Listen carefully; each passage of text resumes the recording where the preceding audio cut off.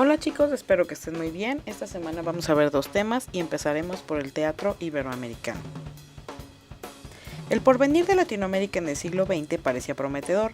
México inició con la caída de la dictadura porfirista. Sin embargo, estos nuevos gobiernos trajeron consecuencias políticas y sociales.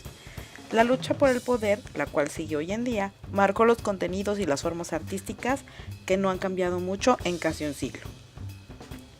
Tras la Revolución Mexicana hubo una inestabilidad política que afectó la economía. La gente sabía que el papel moneda sería inválido en cuanto cambiara el gobernante, por lo que lo gastaban en entretenimiento, es decir, el teatro. En esta época proliferó la Revista Mexicana, que consistía en un espectáculo de variedades en los que se incluían sketches cómicos que parodiaban y satirizaban a los políticos y la situación del país. Otra gama popular en la época era el teatro de costumbres, que representaba una crítica a la ideología burguesa y algunas tradiciones nacionales. En Europa estalló la Primera Guerra Mundial y ella trajo cambios en el arte en general y provocó las transformaciones de las que ya hemos hablado en las vanguardias y el teatro contemporáneo. Como ya sabemos, el arte después de la Primera Guerra Mundial trató de liberarse de las formas clásicas.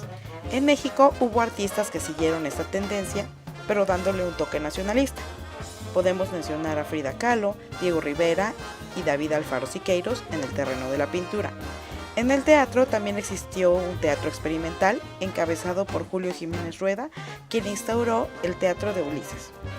En este teatro se introdujeron las obras de teatro contemporáneo europeo a México.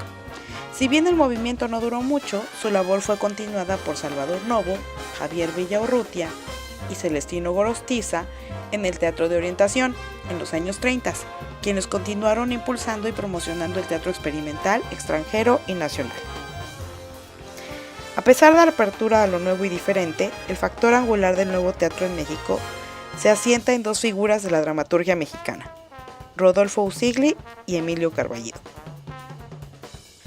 Para Usigli, el teatro no podía negar el pasado y ver solo el futuro. Para él, un teatro nacional debía recuperar el pasado y juntarlo con el presente y el futuro. Lejos del ideal vanguardista de hacer obras universales, Usigli tenía en mente escribir obras que reflejaran a la sociedad y el espíritu mexicano. Fue un autor muy polémico, que peleó con la censura de su tiempo.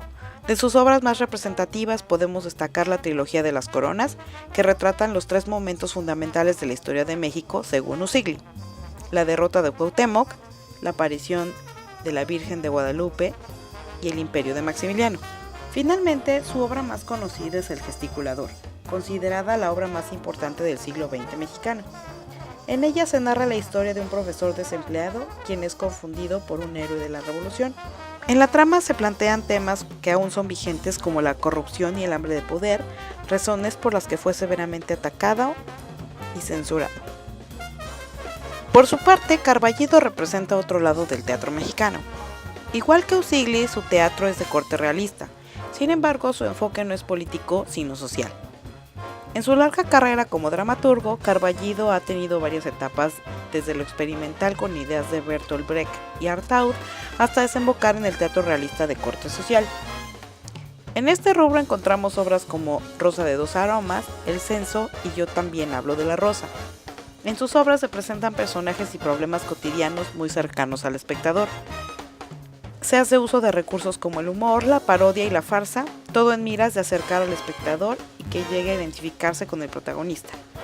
Y a diferencia de los protagonistas de Carballido, pueda cambiar su entorno.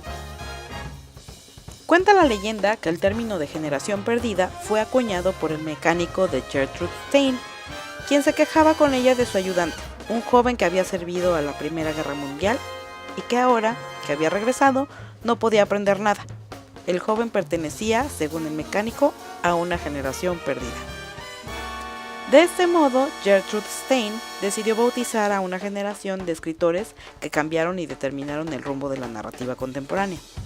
Esta generación está compuesta por varios autores, entre los que destacan Ernest Hemingway, Scott Fitzgerald y William Faulkner. La característica principal que une a estos escritores es que vivieron durante la Primera Guerra Mundial y por lo tanto vivieron las consecuencias de la misma, lo cual se refleja en su literatura. Esta presenta las siguientes características: pérdida de valores, desilusión ante la idea de progreso, sentimiento de desilusión y desesperanza que los llevó al hedonismo, es decir, a buscar el placer sobre todas las cosas. La literatura de esta generación tuvo lugar durante la época de las vanguardias en los años 20, por lo que convivieron con artistas como Picasso, Chagall y Dalí, compartiendo algunos de sus ideales como la aversión por el arte del siglo XIX. Sin embargo, su literatura se caracteriza por ser clara y con un lenguaje sencillo, por hacer referencia a la guerra y estar llena de simbolismo y nuevas tendencias narrativas. Particularmente tienen un rasgo fundamental en común, el cual es la teoría del iceberg. Esto es, dar al lector información mínima pero suficiente para que él pueda completar los huecos que se dejan en el relato. Las historias de Hemingway generalmente se centraban en personas con vidas peligrosas, arriesgadas, como soldados, cazadores, adictos y toreros, los cuales se enfrentaban de manera estoica a las dificultades que se les presentaban. Su estilo es directo y apasionado, un tanto brusco y tal vez violento. Sus obras más representativas son Adiós a las armas, Por quien doblan las campanas y El viejo y el mar. Este novelista y cuentista norteamericano es considerado uno de los más grandes representantes de la narrativa norteamericana. Su literatura trata de personajes de clase media y alta, con pocos o nulos valores morales, que viven en un ambiente de despilfarro y hedonismo. Su obra más importante es El Gran Gatsby, novela que trata de un traficante de alcohol en la época de la prohibición, obsesionado con el amor y la fortuna, que finalmente es aniquilado por la corrupción y la realidad. El estilo de Fitzgerald es cínico y divertido, lleno de figuras como metáforas y sinestesias. Su prosa es fluida y elegante, llena de símbolos, con un sentido del humor muy sutil. Considerado también uno de los grandes representantes de la generación perdida, Faulkner fue un escritor cuyo enfoque era representar el sur de Estados Unidos. La mayoría de sus obras están situadas en Yoknapatawpha, una región ficticia inventada por él mismo. Sus historias giran en torno a la disolución de los valores tradicionales en la sociedad del sur de Estados Unidos. Se apoyaba en diferentes técnicas como las secuencias temporales, cambios de narrador y el flujo de conciencia, y sus obras más importantes son El sonido y la furia y Mientras agonizo. En general, los temas y estilos de estos autores no tienen mucho en común, sin embargo, todos contribuyeron a renovar la literatura norteamericana y mundial.